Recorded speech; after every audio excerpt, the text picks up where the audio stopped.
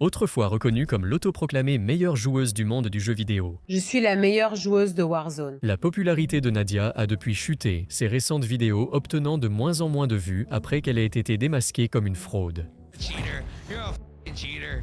Je suis Ryan Pictures et cette vidéo raconte l'histoire de Nadia, une joueuse confrontée à la réalité de zéro vue et à une célébrité déclinante. La carrière de Nadia a décollé pendant la pandémie de Covid-19, lorsqu'elle a publié sa première vidéo de jeu sur YouTube en juin 2021, où elle jouait à Call of Duty Warzone et affirmait avoir établi un nouveau record du monde avec 44 éliminations. Quelques mois plus tard, elle a commencé à diffuser le même jeu sur Twitch, et lors de son premier live, elle a affirmé avoir réalisé 47 éliminations, égalant le record du monde rapporté à l'époque, aidant Nadia à se faire connaître rapidement, surtout comme femme se démarquant dans un milieu du jeu vidéo dominé par les hommes. Dans ses vidéos suivantes, elle a continué à se présenter comme la meilleure joueuse, accumulant des dizaines de milliers de vues par vidéo sur YouTube, alors que Warzone gagnait en popularité pendant la pandémie, atteignant 100 000 joueurs dans le monde entier.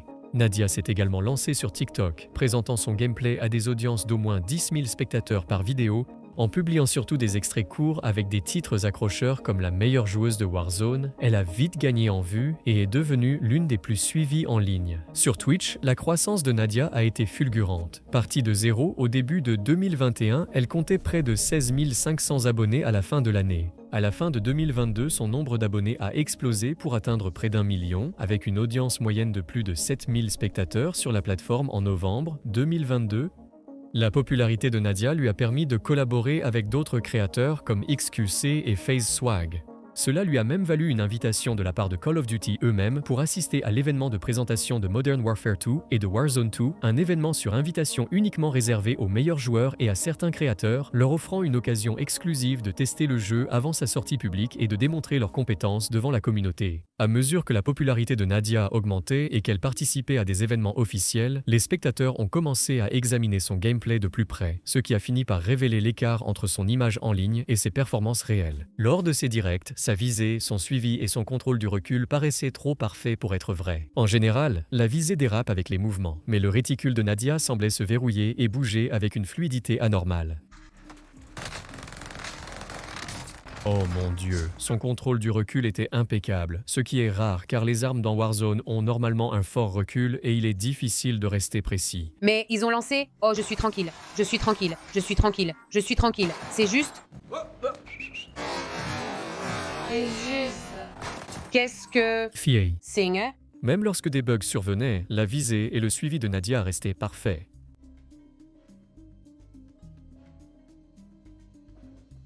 La personne a reculé d'un coup à cause du lag, mais son réticule est resté parfaitement verrouillé même après que l'autre a lagué. Selon les critiques, Nadia semblait utiliser un aimbot, un programme qui aide les joueurs à viser automatiquement. Les critiques ont noté que son imbo semblait viser le bas du torse, car elle touchait souvent ses adversaires à l'estomac. Elle avait environ 40 éliminations, donc il n'existe pas d'imbo pour le bas du torse. Il y a un imbo réglé pour viser le bas du torse.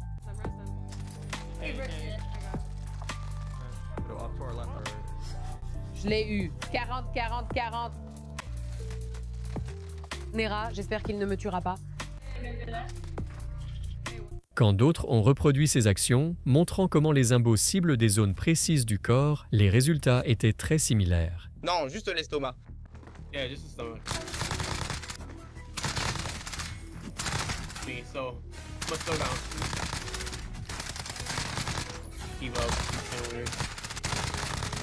Alors que certains joueurs utilisent des imbos pour s'amuser dans des parties privées, Nadia semblait s'appuyer sur eux pour prendre l'avantage sur les autres lors de ses diffusions en direct et étayer sa prétention à être la meilleure. Les critiques disent aussi qu'elle utilisait des wall cheats pour voir les ennemis à travers les murs.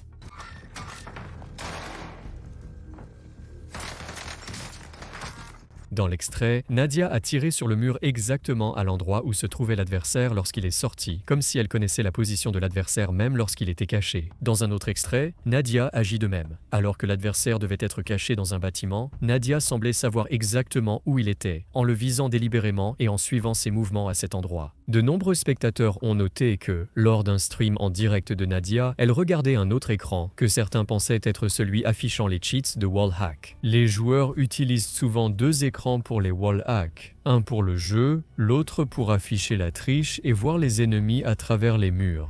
Mais Nadia a rejeté ces accusations en déclarant Tout le monde parle de mes écrans. Quand je suis en plein combat et que j'élimine quelqu'un, je regarde vers la gauche. Ça s'appelle une mini-carte dans Call of Duty. Beaucoup de gens pensent qu'il y a des UAV hacks ou des wall hacks sur mon écran. Donc, quand j'élimine quelqu'un et que je regarde vers la gauche, vous pouvez voir que c'est la mini-carte et que je ne regarde pas mon écran. Et si je regarde mon écran, eh bien, vous voyez ce qu'il y a sur mon écran. C'est souvent mon chat, Apple Music, mes Streamlabs ou TikTok. Elle a même tourné en dérision les accusations en publiant un extrait où elle affirme avoir téléchargé des wall hacks, en ajoutant explicitement les effets au montage vidéo. J'ai téléchargé Walls pour la première fois. Voici ce qui s'est passé. Hé, comment tu sais? Moi, je sais comment je sais que tu es là, mais toi, Mira, comment tu le sais? Tu as la même chose? Beaucoup de spectateurs ont noté que cela ressemblait à son style habituel. En fait, Nadia a révélé son utilisation de cheats pour voir à travers les murs lors d'un live où elle jouait avec d'autres gamers et a été directement accusée. Attendez, quelqu'un vient peut-être d'atterrir ici, sauf si j'ai juste marqué un gars à travers le mur. You did it. You're a cheater. You're a fucking cheater. Marquer quelqu'un à travers un mur permet de voir ou cibler des adversaires normalement cachés. La réaction choquée de Nadia semblait prouver son innocence, mais les autres s'avèrent la vérité. Le gars a compris aussitôt qu'elle s'était fait avoir. J'adore comme elle fait semblant d'ignorer qu'elle triche. Toutes les tricheries sont devenues encore plus évidentes lorsqu'elle a été invitée à jouer à Call of Duty MW2 et Warzone 2 lors d'un événement en LAN où les joueurs s'affrontent en personne dans des conditions étroitement surveillées. Dans des compétitions comme celle-ci, les triches ne sont pas autorisées et la véritable compétence d'un joueur est mise à l'épreuve. Pendant cet événement, Nadia, malgré ses affirmations d'être la meilleure, a été tuée 15 fois et n'a réussi à faire que 4 éliminations. Elle était responsable d'environ 1 mort sur 5 de l'équipe, mais n'a contribué qu'à environ 1 élimination sur 20. 4 éliminations, c'est terrible. Comment cela a-t-il pu arriver avec un ratio élimination-mort de 9? Alors que des extraits de son gameplay lors de l'événement circulaient, de nombreux spectateurs ont remarqué un autre signal d'alerte. Quand elle tire, elle ne place souvent pas correctement son viseur sur l'ennemi, ce qui suggère qu'elle comptait sur le fait qu'il se verrouille automatiquement plutôt que de viser manuellement. Sans triche, il était évident que sa visée, son suivi et son contrôle du recul étaient tous médiocres. C'était Nadia lors de l'événement LAN.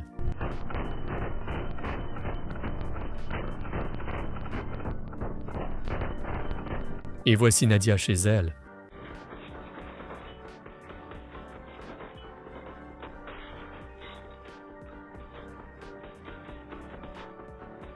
Pour tenter de sauver sa réputation, elle a accusé le lag.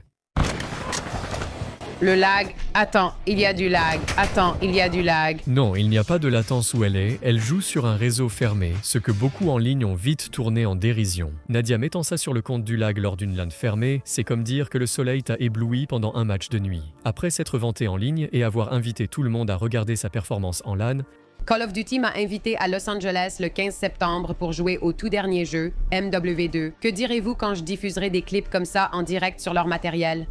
on se demande pourquoi elle a osé jouer en sachant qu'elle trichait. Il faut vraiment du cran pour venir en utilisant des cheats. Mais Nadia a insisté à plusieurs reprises sur le fait qu'elle n'avait jamais triché et elle l'a affirmé dans plusieurs vidéos. Je n'ai jamais triché dans Call of Duty. Je veux vraiment répondre aux accusations de triche qui sont portées contre moi. Je veux d'abord dire que je n'ai jamais triché et que je ne le ferai jamais.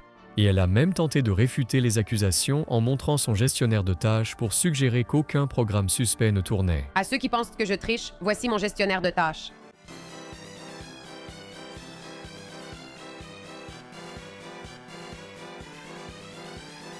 Elle a filmé son espace de jeu pour prouver qu'elle n'utilisait ni pédales ni périphériques externes. Si vous ne me croyez pas, regardez ceci.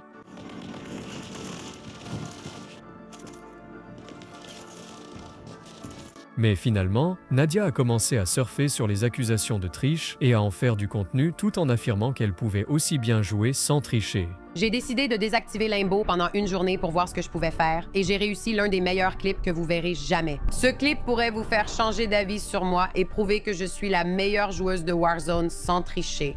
Dans ce clip, elle dit ne pas avoir triché et montre 3 éliminations, mais elle se vante quand même d'être la meilleure sur Warzone. Tu trolles clairement. Elle a adopté l'étiquette de tricheuse et l'a souvent utilisée comme appât à clic dans ses vidéos YouTube, centrant même certains contenus sur les conséquences supposées comme le bannissement ou l'exclusion des parties. Mais les spectateurs ont repéré ce schéma. Je ne vais pas mentir, elle utilise très bien le thème de la triche pour avoir plus de vues et gagner plus d'argent. Avec le temps, Nadia est devenue frustrée par les accusations de triche et a commencé à se défendre de façon agressive. Oh, regarde. C'est Nadia.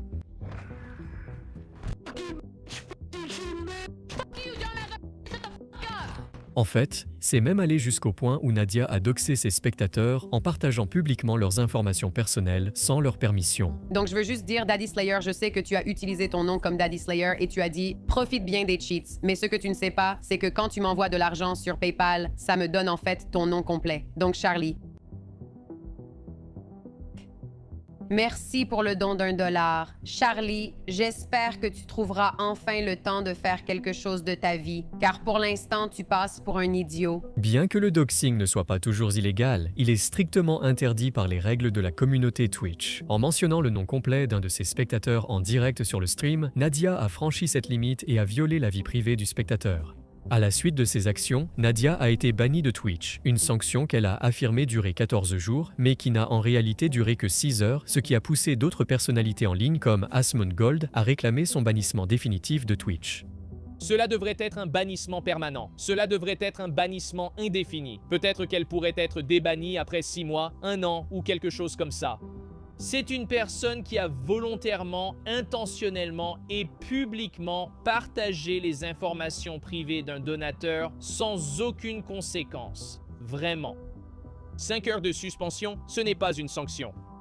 Et il a critiqué Twitch pour ce qu'il a décrit comme un traitement de faveur. Malgré le retour de bâton, Nadia n'a pas été bannie définitivement. Elle n'a eu aucune réelle conséquence pour le doxing, laissant beaucoup espérer qu'elle en ait tiré une leçon. Mais à la place, Nadia a publié une vidéo sur le bannissement qui n'était visiblement pas une vidéo d'excuses, rien qu'au titre. J'ai fait une erreur et je présente mes excuses à Twitch. Et d'ailleurs, je leur suis reconnaissante de m'avoir débanni. Merci beaucoup. Et en réalité, ce n'était pas le cas. Elle s'est excusée auprès de tout le monde, sauf du gars qu'elle a doxé, ce qui fait de cette excuse la plus creuse qu'on puisse imaginer. Et ce n'était pas seulement limité à des représailles contre les spectateurs par le doxing. Par frustration, Nadia a également commencé à rediriger les accusations de triche vers des questions de genre. Dans le monde du jeu vidéo, il est vrai que les joueuses sont souvent confrontées au harcèlement, à la discrimination et à des abus sexistes. Qu'est-ce qu'il y a de mal à ce qu'une fille me parle? Est-ce qu'une femme me parle? Je n'ai pas le temps. Sors de ce putain de jeu! Et tu sais quoi? Mais tais-toi! Tais-toi. En fait, dans une étude sur un jeu en ligne, les femmes ont reçu 3 fois plus de commentaires négatifs et désobligeants que les hommes. 77% des femmes déclarent avoir été confrontées à des comportements indésirables en jouant. Même si le sexisme dans le jeu vidéo existe, certaines joueuses mondialement reconnues se sont imposées grâce à leur régularité et leur niveau, sans être jugées uniquement sur leur genre. Mais dans le cas de Nadia, dont le niveau de jeu est largement considéré comme médiocre, malgré ses affirmations d'être la meilleure joueuse du monde, il n'est pas surprenant qu'elle ait été la cible de remarques sexistes. Selon Nadia, Le harcèlement que je reçois n'est pas parce que je triche, comme ils le disent. Beaucoup de messages sont du genre « va faire la vaisselle, va me préparer un sandwich ». Ce sont les mêmes vieilles blagues déjà utilisées dans les années 1960 et toujours aujourd'hui. Puis, en 2022, Nadia est finalement devenue victime de harcèlement de la part d'un ancien joueur professionnel de la Call of Duty League nommé Doug Sensor Martin.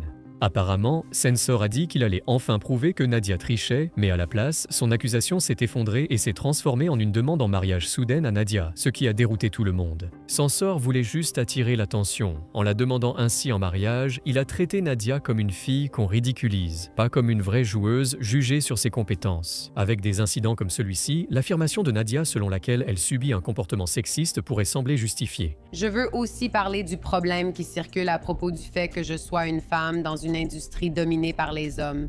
Mais les réactions négatives que j'ai reçues à cause de ces accusations ne sont pas aussi brutales que ce qu'un homme recevrait. Cependant, les critiques soutiennent que la réaction générale contre elle provient des accusations de triche visibles et non simplement du fait qu'elle soit une femme jouant à Call of Duty. Dès le début, Nadia a invoqué le sexisme pour se défendre face aux critiques sur sa façon de jouer. Meilleur que vous, et vous refusez d'admettre qu'une fille puisse être douée aux jeux vidéo. C'est triste de voir qu'au lieu que les garçons acceptent qu'une femme soit meilleure qu'eux dans un jeu vidéo, ils préfèrent perpétuer l'idée qu'elle a triché pour pouvoir dormir la nuit. Mais les critiques ont réagi. Souvenez-vous, Nadia est le genre de fille qui vous traitera de sexiste si vous la traitez de tricheuse. Même lorsqu'elle a été exclue d'événements, elle a suivi le même schéma. En 2023, Activision lui a interdit de participer au tournoi de Call of Duty à cause de son comportement inapproprié. Nadia a tout de suite qualifié cette décision de sexiste, disant que l'interdiction venait de ses photos en bikini, alors que des hommes publient souvent des photos torse nu dans la communauté Call of Duty sans être bannis. En réalité, l'interdiction n'était pas due aux photos en bikini. Nadia a alors réalisé qu'elle ne jouait pas à Call of Duty à ce moment-là et avait déjà donné des retours négatifs lors d'un précédent événement.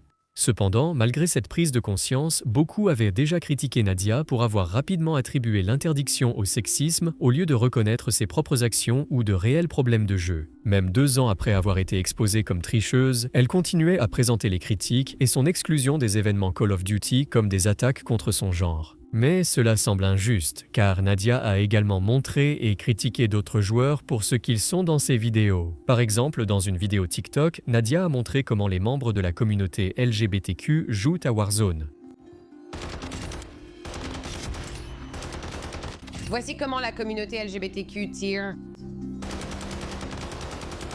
Je comprends la blague car il ne tire pas droit, mais certains pourraient penser que cela suggère que les personnes LGBTQ ne savent pas jouer ou manquent de talent. Nadia a répondu « Les blagues intellectuelles ne sont pas faites pour les masses. J'en ai peur ». L'ironie est venue quand Nadia a affirmé être harcelée à cause de son genre, alors qu'elle se moquait des autres pour leur identité. Quand elle a subi un retour de bâton et s'est fait cancel pour cela, elle a de nouveau joué la carte du « Je suis une fille. Vous me détestez tous tellement parce que je suis une fille. Je n'ai jamais vu une chasse aux sorcières plus grande que la mienne. C'est la 2e fois que je me fais cancel ». Elle nie et admet à la fois avoir triché, viole la vie privée des autres et joue la victime tout en victimisant les autres, des facteurs qui ont mené à sa chute depuis son apogée. Un sommet qui, avec le recul, n'a jamais été très élevé. Pour quelqu'un qui s'est présenté comme la meilleure joueuse, Nadia a eu du mal à transformer cette affirmation en véritable succès compétitif. Jusqu'à présent, Nadia n'a participé qu'à 2 tournois d'e-sport, l'un en 2021 et l'autre en 2022 tous deux en ligne. Elle n'a gagné qu'un total de $420 avec son plus gros gain unique de $250 pour une 8e place en 2022. Cela soulève des doutes sur le fait qu'elle soit vraiment la meilleure, car les meilleurs joueurs d'e-sport sont souvent invités à de nombreux événements chaque année. Pour donner un contexte, il y a eu 11 événements Call of Duty Warzone en 2023 et au moins 2 grands événements en 2024 avec des cagnottes importantes. En fait, rien qu'en 2022, il y a eu 72 événements et en 2021, 92 événements offrant de nombreuses occasions à des joueuses comme Nadia de faire leurs preuves de façon régulière. Ainsi, les rares participations de Nadia en tournoi montrent qu'elle était peu reconnue dans les sports professionnels. Son gameplay n'a jamais été remarquable et les accusations de triche ont empiré la situation. Sur YouTube, sa progression s'est stoppée après la controverse. Son plus haut gain moyen quotidien d'abonnés a eu lieu à la mi-2023, atteignant un pic d'environ 1000 abonnés seulement. Aujourd'hui, ses récentes vidéos peinent à atteindre même 4000 vues. En revanche, au plus fort du scandale de triche, ses titres accrocheurs attiraient régulièrement près de 200 000 vues,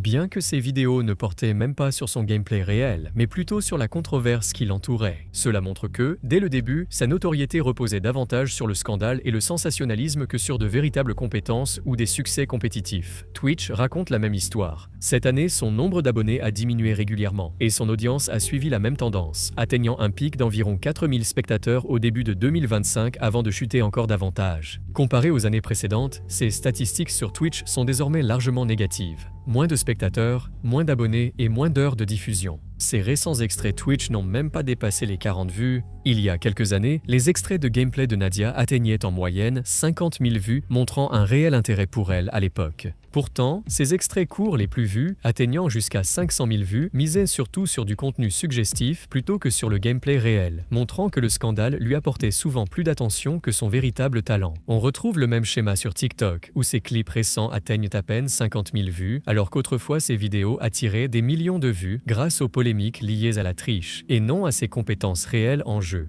Au final, il est clair que Nadia a peut-être atteint son apogée à un moment donné, mais sa popularité a diminué depuis les accusations de triche. Cependant, sa montée s'explique surtout par la controverse plutôt que par la compétence. Et récemment, Nadia devait apparaître à l'événement de streamer Delta Force, mais en raison de son impopularité dans la communauté du jeu vidéo à cause des accusations de triche, les réactions négatives n'ont pas tardé, avec de nombreux tweets réclamant son retrait. Ils se vantent de leur engagement envers les systèmes anti-triche, puis invitent une tricheuse avérée qui est bannie définitivement en direct sur le stream. Nadia a donc été retirée de la liste des créateurs de contenu, ce qui l'a poussée à s'emporter. Ces gars sont tellement peu professionnels. Ils ont tweeté qu'ils enquêteraient sur moi, leur talent, car les gens croient tout ce qu'ils voient et propagent des mensonges à mon sujet. Ensuite, ils annoncent publiquement en premier que je ne fais plus partie des talents, ce qui me fait passer pour coupable. C'est quoi ce foutu business? Même en 2025, Nadia continue de rejeter les accusations de triche comme des mensonges ou se présente comme une victime d'autres tricheurs. Les hackers et le mode classé rendent le jeu injouable. Tout le week-end, je n'ai pas pu trouver une seule partie sans tricheur, et ça a continué en semaine. Nadia réagit à son déclin en détournant l'attention au lieu de prouver ses compétences. Avec les portes de la scène compétitive qui se ferment et l'audience en baisse, elle lutte pour ne pas disparaître de ces plateformes qui l'ont autrefois mise en avant ou en teste de nouvelles pour rester visible. Où en est Nadia aujourd'hui? Eh bien, elle continue apparemment à diffuser sur Twitch et elle continue de se présenter comme la meilleure. Et dans certaines de ses vidéos, elle semble revenir à l'utilisation du mot tricheuse comme apataclic, avec des titres comme tricheuse enfin démasquée. Mais ces vidéos ont du mal à attirer l'attention, n'atteignant même pas les 10 000 vues. À mesure que son contenu de gaming perdait de l'élan, Nadia s'est de plus en plus tournée vers Funhouse comme source de revenus. Ce changement, perçu comme une tentative de gagner de l'argent autrement, montre surtout qu'elle ne peut pas se reposer uniquement sur ses compétences en gaming.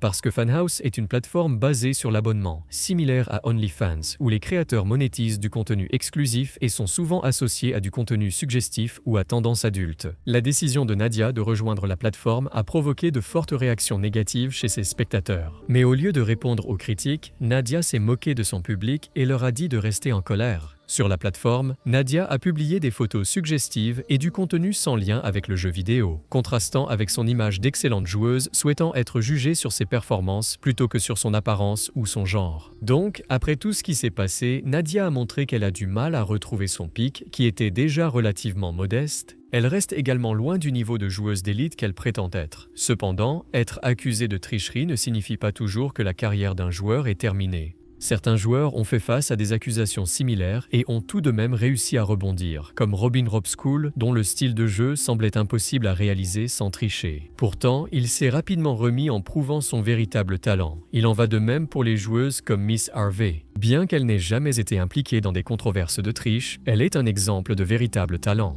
Elle n'a peut-être pas autant de spectateurs que Nadia, ni autant d'abonnés sur Twitch, mais elle fait partie des 5 meilleures joueuses au monde. Elle a gagné davantage grâce à la compétition et à son engagement dans les jeux, notamment en participant à Counter-Strike et Valorant, 2 FPS similaires à Call of Duty Warzone. Donc, tout repose simplement sur le véritable talent de Nadia. Elle n'a pas échoué parce que l'industrie était contre elle. Elle a échoué car elle a misé sur des titres putaclic et la polémique plutôt que de développer patiemment ses compétences. Si vous aimez cette vidéo, vous aimerez sûrement les prochaines. N'oubliez pas de vous abonner.